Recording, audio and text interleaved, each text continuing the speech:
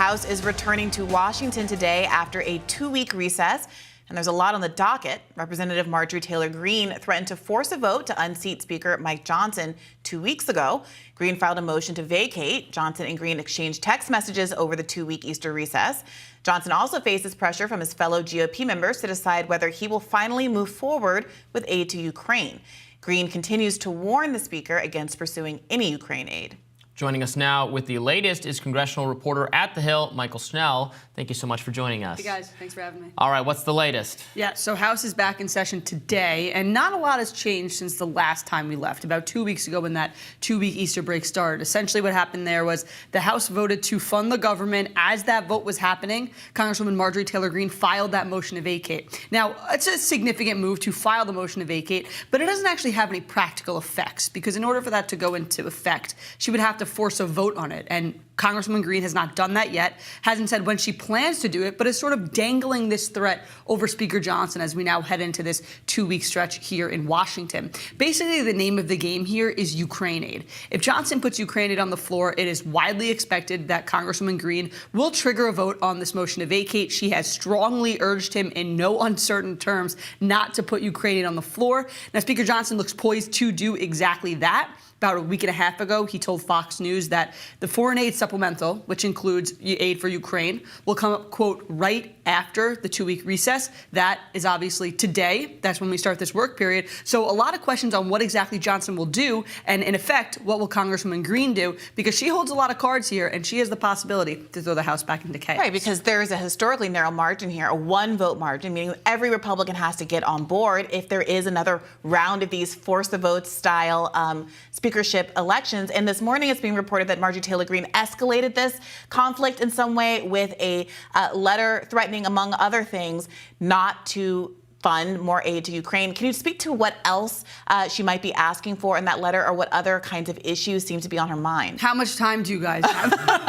There was a lot in there. You have the floor. It was a 5-page letter. It's called the Dear Colleague letter, sent to all Republican members of the House. This was essentially, as I described it, a airing of grievances. It was like a laundry list of every qualm that Congresswoman Green has with Speaker Johnson. Started with government funding, about his decision to put continuing resolutions on the floor, his decision to put that minibus on the floor 2 weeks ago, which she complained about a lot of the provisions in there and the lack of some GOP policy riders. There was also Ukraine aid, warning him, again, in no uncertain terms, do not put this on the floor. It was also some procedural things that come on in the House, that Speaker Johnson didn't give lawmakers at least 72 hours to review legislation before voting for it. That is a big rule in the House Republican Conference. So this letter was essentially, there was nothing new in it per se, but it sort of pulled together all these qualms that Green has with Johnson. And again, this sets the stage because she sent it today, hours before the House is officially scheduled to come back into session, about noon, 2 o'clock, votes at 6:30 p.m. tonight.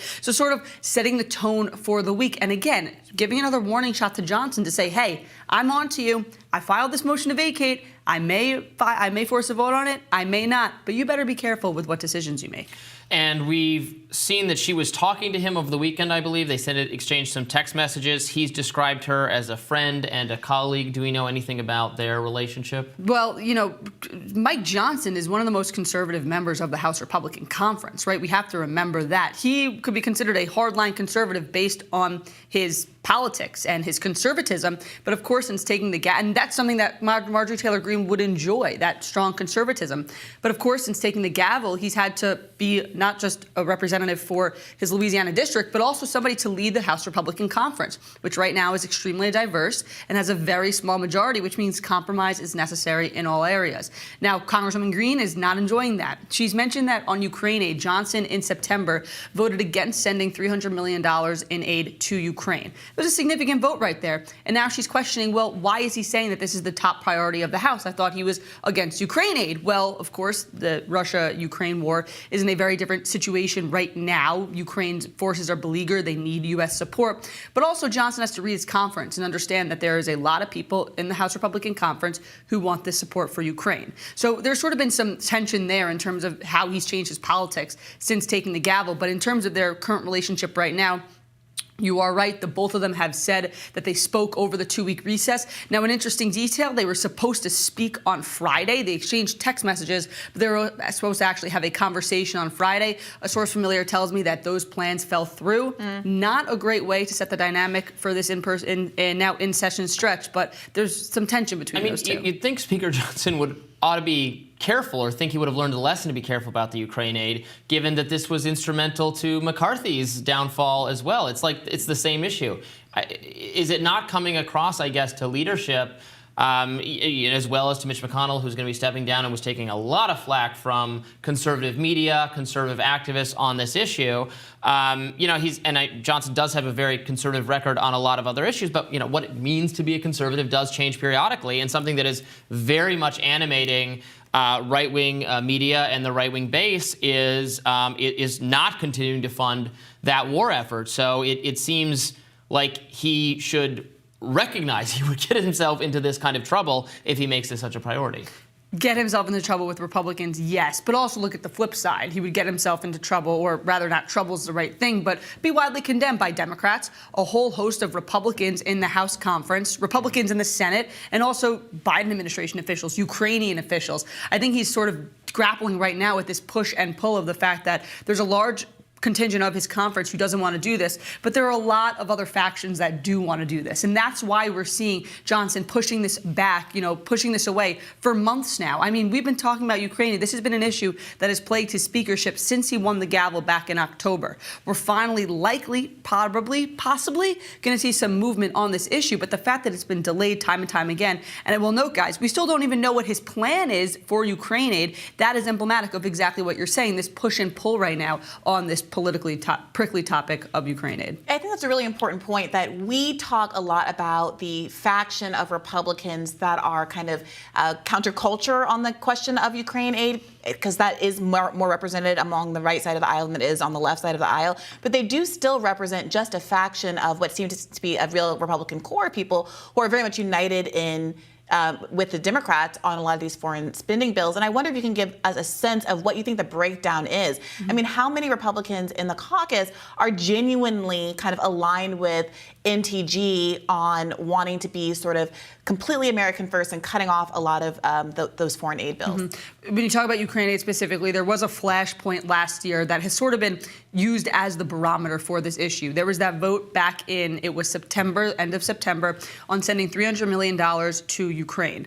101 Republicans in the House voted for that. 107 Republicans in the House voted against that. So that's called right down the middle. Yeah, so that's called the Hastert rule in House GOP politics. Denny Hastert, former Republican Speaker of the House, essentially the Hastert rule says that if a majority of the Republican conference does not support something, that cannot come to the floor. So we've seen a number of Republicans say, well, hey, aid for Ukraine failed the Hastert rule. You shouldn't bring it back to the floor. Of course, that was in September. Some things may have changed now. McCarthy was the speaker then, who was a very different figure than Johnson, who McCarthy had a lot of enemies in the House. Johnson, I think it's safe to say, has far fewer enemies in the House GOP conference. But that vote in September has sort of been used as a barometer to understand support for Ukraine in the House GOP conference. Yeah, although there is, again, among rank and file Republicans, I'm looking at polls, there's a growing number of actual Republican voters say America is giving Ukraine too much aid.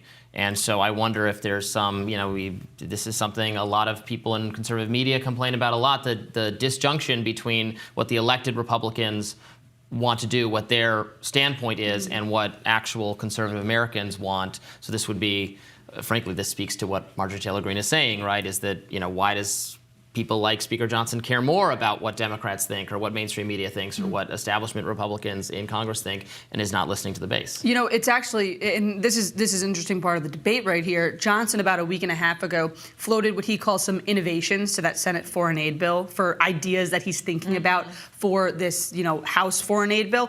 Two of the things one of them were including the Repo Act, which essentially that does is it allows the U.S. to use frozen seized Russian assets to help Ukraine. Ukraine. So ideally, they're not using American dollars, but using the worth of those seized Russian assets. Another thing he did, something that was pushed by former President Trump, was making this aid as a loan, something that Democrats have said they are okay with, and that some Republicans, you would think, some are saying, well, this is not a loan, it's still American dollars, Ukraine's never going to pay it back, but other Republicans are saying, well, this could be a way to compromise it. So I think that, again, when you talk about those competing factions, Johnson is very well aware of it. He's trying to thread that needle, because if he were just going to side with the Democrats, he'd put that Senate aid bill on the floor. It would have passed about a month and a half ago.